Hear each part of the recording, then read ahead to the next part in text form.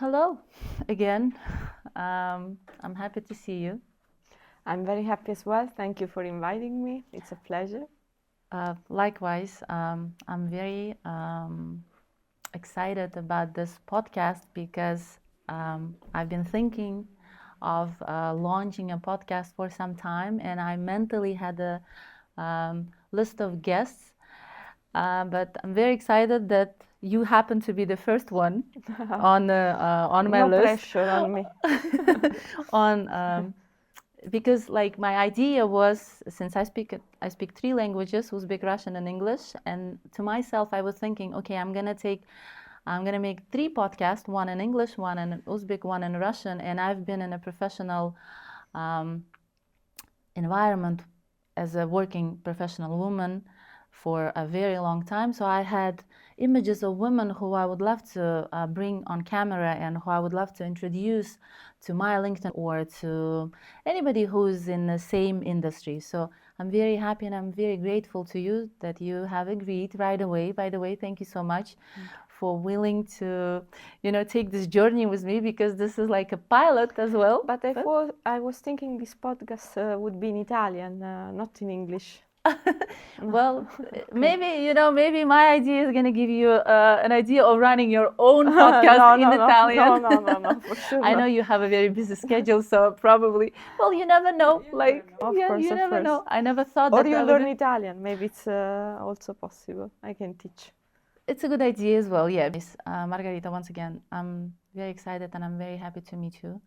We had the other day when we met in a non-formal environment, just to put as I love to say, just to put a face on a name. We had a really, really genuine and very open discussion about your work, about your intentions, about your desire with your project. By the way, congratulations once again on winning the bid Thank you. for the project that is funded by the World Bank. Before we start, today, primarily we're going to talk about your professional, your educational background, and my intention is to shed light on the activity that you're planning to conduct within the next months during the project in Uzbekistan. So maybe we should start from your educational and professional background. Who is Margarita? Of course. Well, I'm a lawyer by education, but a consultant by profession. So I can say that it's around 8 years that I work in the management consultancy, covering many post-Soviet countries and beyond. I worked also in Indonesia, in Africa, in Turkey, hopefully expanding to other regions.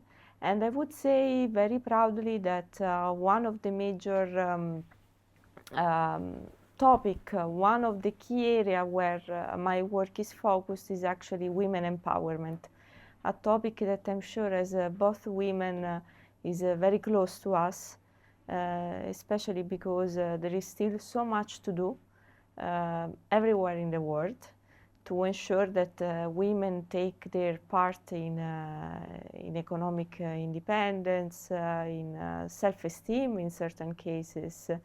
And this is actually what we are planning to do also in Uzbekistan under the project you mentioned. The project entails the training of rural women in the region of Bukhara and Navoy. So in these two particular mahalla, we plan to train 2,000 women, whereas 1,500 will be trained in Tashkent and Sirdarya. So what we aim to do? We actually aim to provide these women with the basic, I don't want to say basic, but the first step, the first type of knowledge, handy knowledge. So we want to jump in to give them the opportunity to familiarize with the concept that yes, they can make it, they can run a small business, they can scale it up, they can make it successful, they can even employ other people, even men, why not? so that they can grow and thrive not only for themselves but for their family, for their kids, which I believe it's a very important message and a great opportunity for them. Thank you. That's very helpful. But I just want to roll back a little bit. Not everybody understands the concept of the project and how it is initiated, how it comes to life. And if you can explain it from scratch, what is a project? What's the background behind the project? The concept is to explain the steps, okay, and the ultimate goal, because every mahalla has its own problems, and every mahalla has its own unemployed women or women that are engaged in informal sector.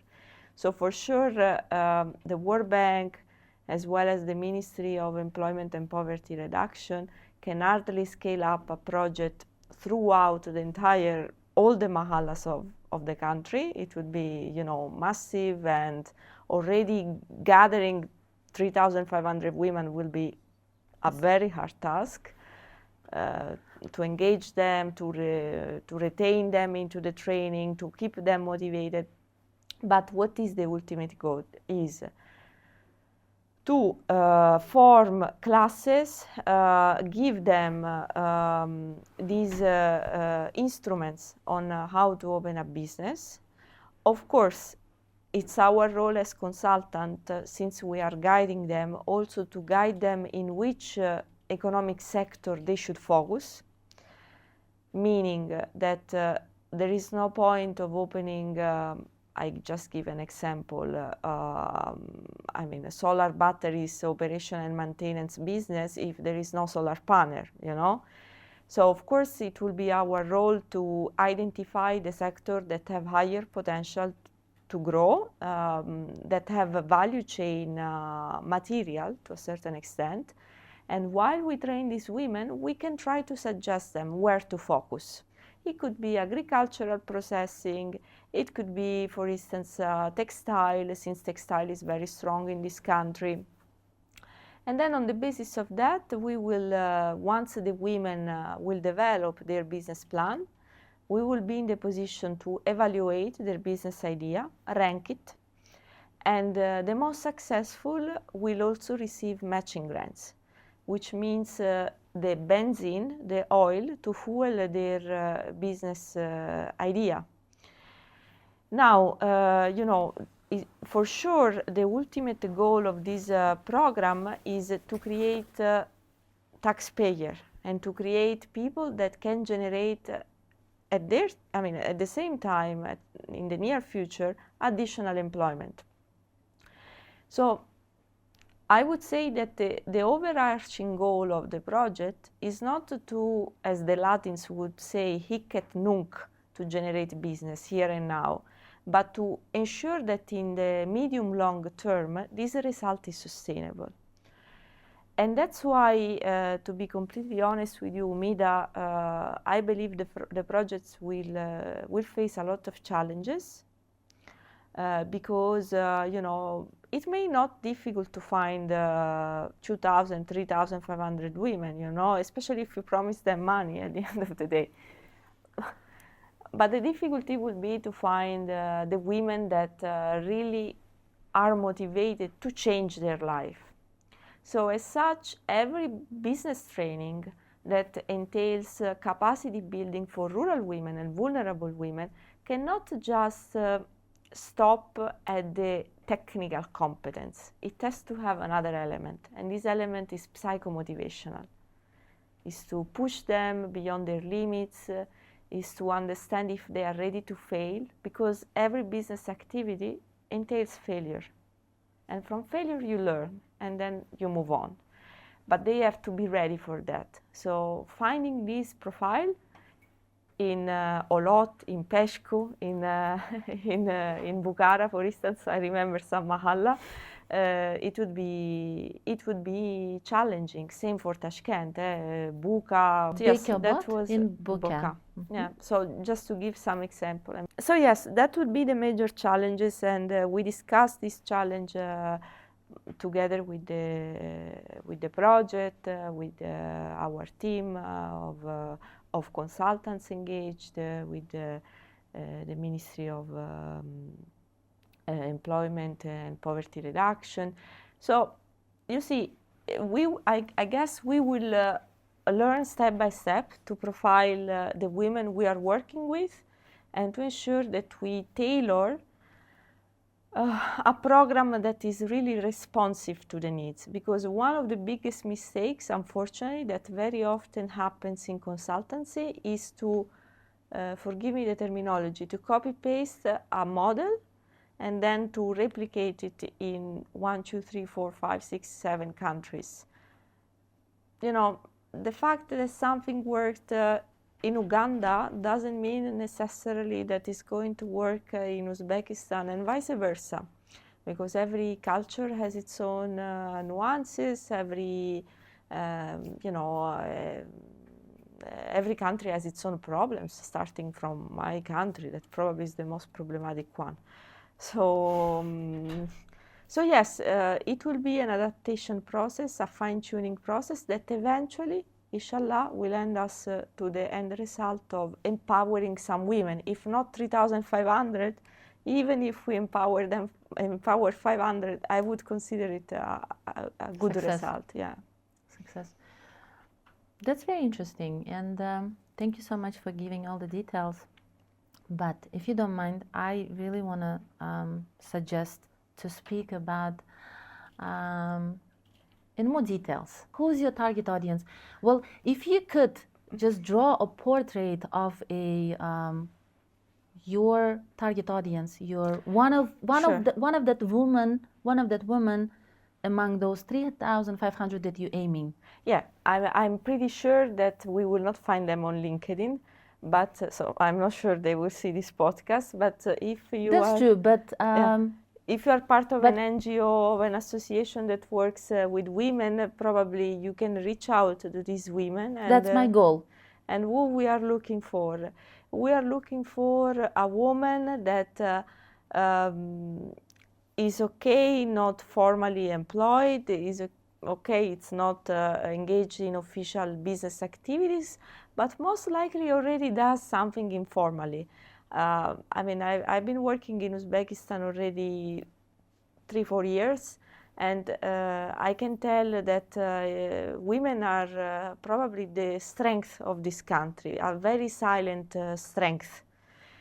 So I'm sure that in every household there are women that maybe do some sewing job for some petty cash, they cook something for some money. So you see, already the flame of entrepreneurship is inside them. What they miss is just a structured business approach, a business plan, and of course the money. The money to make it concrete. Maybe the money necessary to buy that equipment or asset that will enable them to improve the capacity or improve the productivity. So it's very difficult right now, Umida, to tell you exactly via bullet point like headhunters do for CV how this woman should look like. There will be very different people. And of course, the project cannot refrain, in my opinion, also to attract women that maybe are completely, far away from entrepreneurship. We cannot ignore them. There will be a percentage of women, maybe from the Iron Book or from very vulnerable categories that we must engage. But for sure, the key would be to find those that have the right motivation, either through informal engagement into some activities in their houses or through their expression of interest in training in mono centers, in vocational training centers. Because already if a woman knows that she needs a training, if she knows that she wants to improve some of her skills, it already means that she's ready to commit herself to the next step. I don't know if this answered your question. It's for sure a very big question mark. So, of course, I will rely on your community, on on the many viewers, I hope, of this Hopefully, podcast fingers crossed. operate in this region. They are